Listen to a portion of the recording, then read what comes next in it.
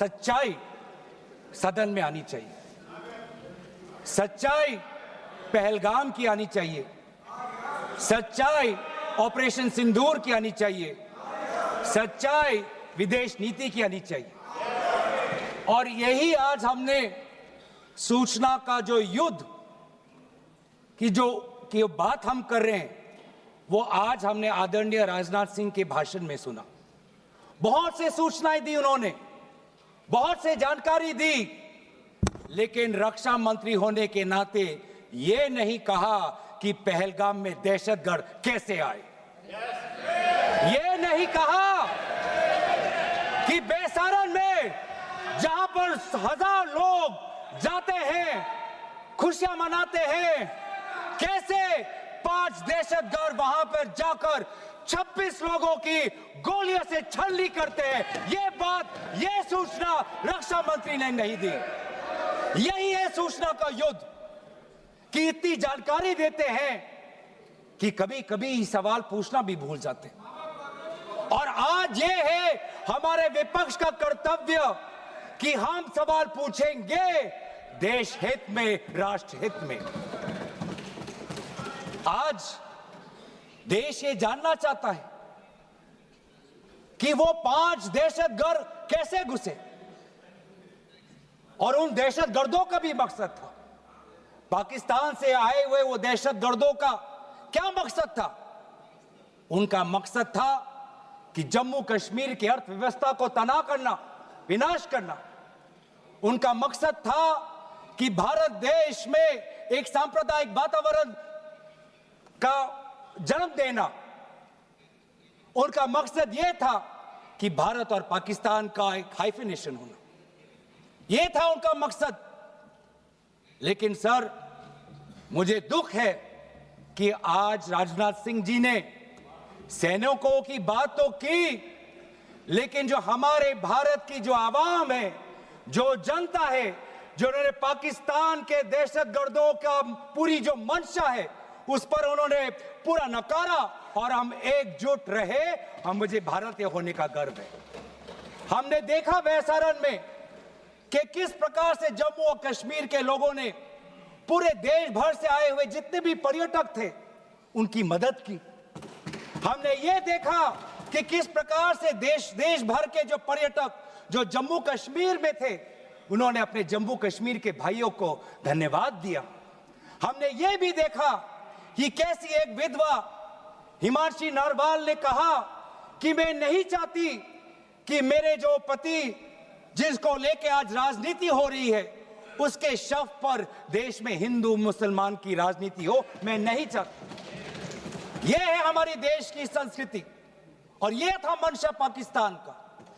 और मैं ये भी गर्व महसूस करता हूं कि सारे विपक्षी राजनीति दल, हम सब एकजुट होकर, राहुल गांधी जी ने एक साफ साफ कहा कि हम सरकार के साथ हैं और सरकार को पाकिस्तान को एक ठोस मजबूत कदम देना ही पड़ेगा। लेकिन देश ये भी जानना चाहता है, वे 26 लोग जो जिनके परिवारों में आज कोई गुजर गया, वे ये भी जानना चाहता है कि 100 दिन गुजर गए और वे 5 दहशतगर्दियों को यह सरकार पकड़ नहीं पाई।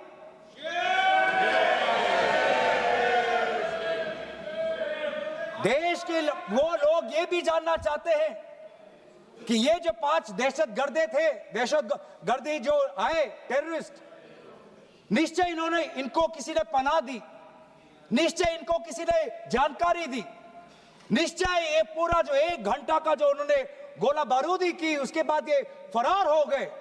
उनको फरार होने में भी किसी ने उनकी मदद की। और आज भी ये 100 दिन हो गए और सरकार के पास कोई जवाब नहीं। आज आपके पास ड्रोन है, आपके पास पेगासस है, आपके पास सैटेलाइट है, वहां पे सीआरपीएफ है, वहां पे बीएसएफ है, वहां पे सीआईएसएफ है, वहां पे आदरणीय गृह मंत्री कुछ दिन पहले ही गए थे पूरा रिव्यू लेने के लिए, और आप किसी को पकड़ नहीं पाए। ये कैसा बंदोबस्त? आपने कहा कि आर्टिकल 370 के चले जाने के बाद जम्मू कश्मीर सेफ है, जम्मू कश्मीर में आइए, लोग आए, लोगों ने अपने आप को सुरक्षित महसूस किया, लेकिन बेसारन में देखा कि कितने वो निहत्थे थे, कितने वो असहाय थे कि लगभग 1 घंटा लगा एक एम्बुलेंस उनके पास पहुंचने के लिए। पुलिस पर अगर आर्मी भी आई तो चल के आई। और सर, मैं वो नजारा भूल नहीं सकता। एक मां और एक बेटी चल के नीचे आ रही थी। एक भारत के सिपाही को देखा और सिपाही को देखकर वो रो पड़े, खुशी से नहीं, डर से, क्योंकि उनको लगा कि वे दहशतगर्द जिन्होंने सिपाहियों का यूनिफॉर्म पहनकर वहां पर लोगों को मारा, आज वही दहशतगर्द आज पहाड़ के नीचे उनका इंतजार कर। उस भारत के सिपाही को कहना पड़ा कि मैं भारतीय हूं, तुम डरो मत, मैं भारतीय हूं, तुम सेफ हो, सुरक्षित हो। ऐसा दहशत उन्होंने महसूस किया। इस दहशत के ऊपर, इस डर के ऊपर आदरणीय राजनाथ सिंह एक शब्द तो कहते, आप एक शब्द तो कहते। ये आपकी भी जिम्मेवारी है राजनाथ जी, ये आपकी भी जिम्मेवारी है, रक्षा मंत्रालय का भी जिम्मेवारी है। बार बार हम ये देख रहे हैं सर कि आदरणीय गृह मंत्री जाते हैं, कहते हैं कि बहुत अच्छा बंदोबस्त हो गया है, टेररिज्म के हमने उनकी रीढ़ की हड्डी तोड़ दी। तब भी उरी होता है, तब भी बालाकोट, तब भी पुलवामा होता है, तब भी पहलगाम होता है। अंत में जाके जिम्मेवारी कौन लेता है? जम्मू कश्मीर के लेफ्टिनेंट गवर्नर नहीं।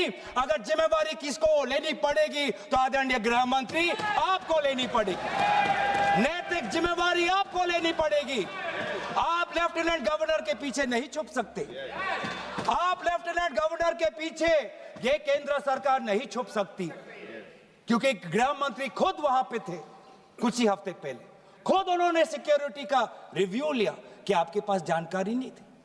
और सर, ये सरकार इतनी कमजोर, ये सरकार इतनी बुज़दिल कि आज उन्होंने इस सर में, क्योंकि उन्होंने अगर इसका किसी का दोष दिया तो टूर ऑपरेटर्स को दोष दिया कि टूर ऑपरेटर्स बिना अनुमति के द्वारा, बिना लाइसेंसेस के द्वारा लोगों को बेसारन ले जा रहे, हमें तो पता ही नहीं था। ये है इनका कारण, ये बताना चाहते हैं। तो सर, यही तो दुख की बात है कि कहीं ना कहीं एक सरकार में एक अहंकार आ चुका है।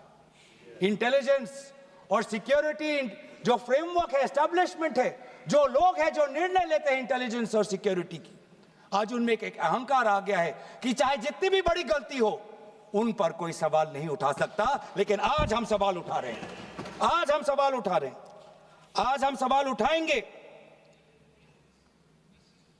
प्रधानमंत्री मोदी जी, आपको, आप सऊदी अरब में थे, आप जब वापस आते आपका पहला नैतिक कर्तव्य होता कि पहलगाम आप जाते, लेकिन आप पहलगाम नहीं गए, एक सरकारी कार्यवाही के लिए आप बिहार गए और चुनावी भाषण दिया। देश के मुखिया सऊदी अरब में थे, पूरा कार्यक्रम उन्होंने संपूर्ण किया, वापस आए और वो पहलगाम भी नहीं जा पाए और बिहार में जाके चुनावी भाषण दे रहे हैं। अगर पहलगाम में कोई गया तो हमारा नेता राहुल गांधी गया। अगर पहलगाम में जो लोगों की मृत्यु हुई उनके लिए अगर शहादत की मांग कोई कर रहा है तो हमारा दल का नेता राहुल गांधी कर रहा है। राहुल गांधी जी बदामी के कंटोनमेंट में गए। सर, मैं बोलूं? Sir, house in order, sir house in order में लाइए, sir house is not in order में रहेगा सर। टाइम लेकिन आप तथ्यों पे बोलें, गलत सूचनाएं नहीं दे सदन में, गलत सूचनाएं नहीं मत दे। हम बोलिए, इसके ऑर्डर में लाइए सर। कोई सदन में गलत तथ्य नहीं रख सकते आप। सर मैं बोलूं सर, कैमरा आएगा मेरे पे। धन्यवाद। आदरणीय अध्यक्ष महोदय, आदरणीय अध्यक्ष महोदय, अब बात आती है अब बात आती है ऑपरेशन सिंदूर की। आज मैं राजनाथ सिंह जी का भाषण सुन रहा था। मुझे पता नहीं चल रहा था कि राजनाथ सिंह जी जो भाषण दे रहे थे वो किस समय का उजागर कर रहे थे, वो किस समय का उजागर कर रहे थे, वो किस समय का उजागर कर रहे थे।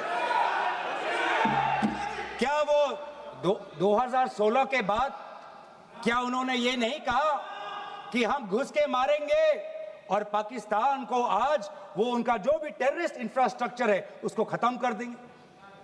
वही बातें तब की, वही बातें पुलवामा की बात की कि पुलवामा के बाद आज हमने हमारे लड़ाकू जहाज अब गए हैं, अब पाकिस्तान अब कभी भी भारत पर उंगली नहीं दिखा सकता।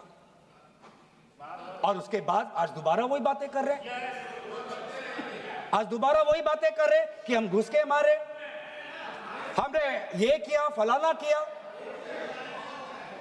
और ये अब भी कह रहे हैं कि ऑपरेशन सिंदूर कंप्लीट नहीं हुआ, अधूरा है, क्योंकि कल को जाके दोबारा पाकिस्तान कर सकता है।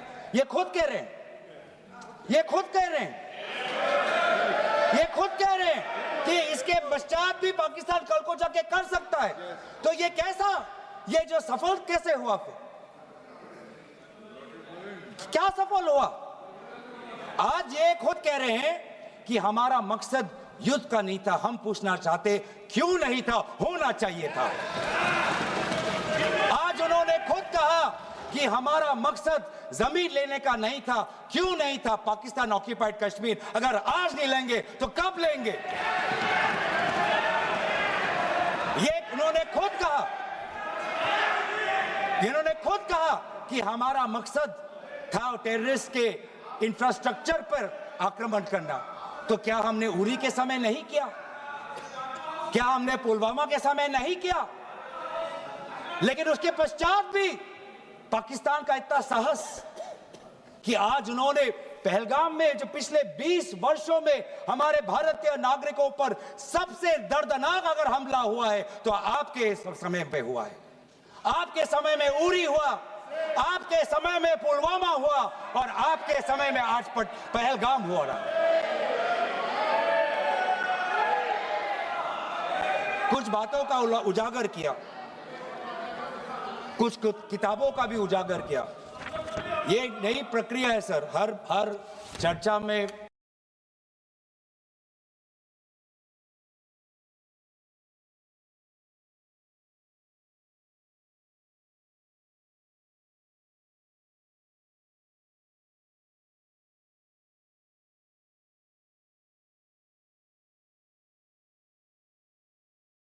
आदरणीय भाजपा के नेता एक किताब उठा लेते हैं, फिर कुछ जानकारी दे रहे थे, हमें नहीं।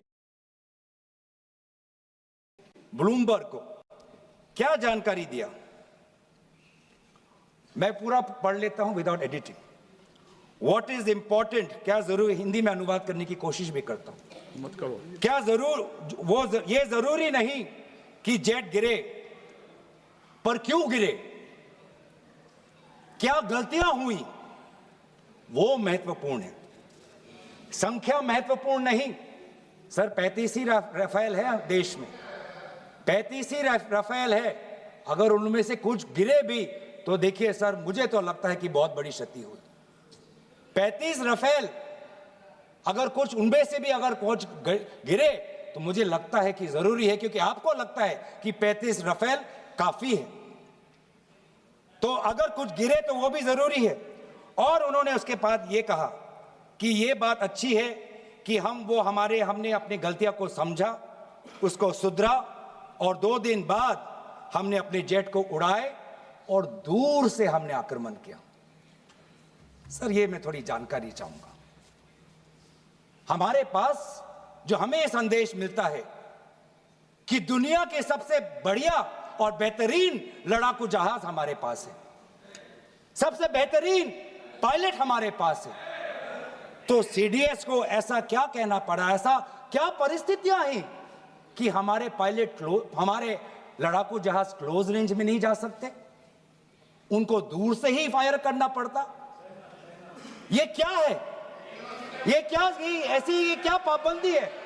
ऐसी ये क्या पाबंदी है कि सीडीएस को ये कह रहे हैं कि हमारे लड़ाकू जहाज ने पहले दिन गलतियां हमने सुधारी और दूर से हमने आक्रमण किया। क्या हम पास से नहीं कर सकते? ये जानकारी हमें दे। हम ये जानना चाहते हैं कि lieutenant general Rahul R Singh ने सदन के अंदर नहीं, सांसदों को नहीं, राजनीतिक दलों के फ्लोर लीडर्स को नहीं, फिक्की में जाके कहा। क्या कहा? उसका भी मैं हिंदी में अनुवाद करता हूं कि पाकिस्तान तो सिर्फ फ्रंट पे था और पाकिस्तान के पीछे चाइना उनके पूरी तरीके से समर्थन कर रहा है। ऐसी कोई आश्चर्य की बात नहीं होनी चाहिए, क्योंकि पिछले 5 वर्षों में लगभग 80% मिलिट्री हार्डवेयर पाकिस्तान को सब पूरा चाइना से मिल रहा है।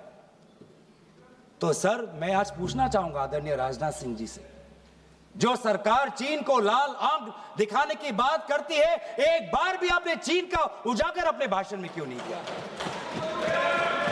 आर्मी कर रही है, आर्मी के कह रही है, आर्मी कहती है कि सिर्फ चीन और पाकिस्तान का ये 2 फ्रंट नहीं, अब 3 फ्रंट का भी हो सकता है, कन्वर्जेंस हो सकता है चीन, पाकिस्तान और बांग्लादेश को लेकर। लेकिन मैं सरकार को याद दिलाना चाहूंगा कि ये जो 2 फ्रंट की जो बात थी, इस बात की शुरुआत किसने की थी? इस बात की चेतावनी किसने दी थी? इस बात की चेतावनी इसी सदन में हमारे दल के नेता राहुल गांधी जी ने दी थी। और यही हम जानना चाहते हैं, कि आज जो युद्ध हुआ, इसमें पाकिस्तान को चीन से कितना समर्थन मिल रहा है। हम सेना से नहीं, आज हम आदरणीय राजनाथ सिंह जी से और प्रधानमंत्री मोदी जी से जानना चाहते हैं।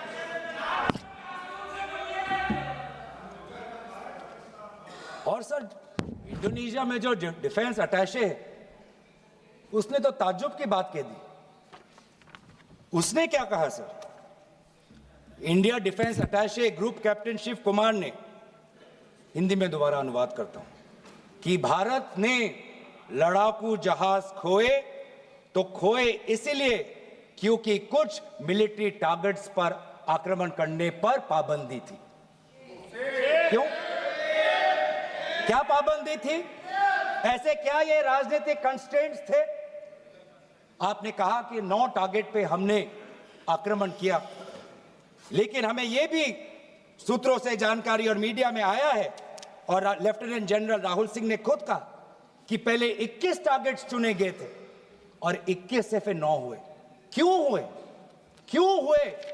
आज मैं ये जानना चाहता हूं कि पिछले 20 वर्ष में सबसे घातक आक्रमण हमारे महिलाओं पर हुआ, हमारे बच्चों पर हुआ, भारत के आत्मा पर हुई। हमने सबने वो दहशत को अनुभव किया, हम सब एकजुट हुए, हमने पूरी तरीके से समर्थन प्रधानमंत्री मोदी जी को दी कि अब जाइए। और ऐसा एक माहौल बन चुका था कि देश किसी भी कीमत चुकाने के लिए तैयार था। पूरा देश प्रधानमंत्री मोदी जी के साथ था, विपक्ष प्रधानमंत्री मोदी जी के साथ था। और अचानक 10 मई के दिन पे हमारे राष्ट्रदूत कहते हैं कि हम पाकिस्तान पर हमला करेंगे, और शाम के 10 मई को सूचना आती है कि पाकिस्तान के साथ अब युद्ध पर हम परिणाम दे रहे हैं, सीज फायर हो गया। क्यों हुआ? हम आदरणीय प्रधानमंत्री मोदी जी से जानना चाहते थे, अगर पाकिस्तान वाकई में अपने घुटने टिकने के लिए तैयार था, तो आपने क्यों रुका? आप क्यों रुके? और किसके सामने आप झुके? किसके सामने आपने सरेंडर किया? किसके सामने आपने सरेंडर किया? वो अमेरिका के राष्ट्रपति जो 26 बार आज कह चुके हैं कि व्यापार को लेकर उन्होंने भारत और पाकिस्तान को सतर्क किया और दोनों को मजबूर किया कि वो इस जंग को छोड़े। 26 बार। आज राष्ट्रपति ट्रंप खुद कहते हैं कि 5-6 जेट गिरे हैं। एक जेट करोड़ अरब रुपयों का है। मिलियंस एंड मिलियंस का है। इसलिए हम जानना चाहते हैं, आज हमें स्पष्ट रूप से आदरणीय राजनाथ सिंह जी बताएं, देश पर विश्वास करें, देश में वो साहस है सच्चाई सुनने की। आज आप बताएं कितने लड़ाकू जहाज गिरे। हमारे में वो साहस है, क्योंकि ये सूचना, ये सच्चाई सिर्फ देश के नागरिकों के लिए नहीं, ये सूचना, ये सच्चाई हमें देश के जवानों को भी देना है।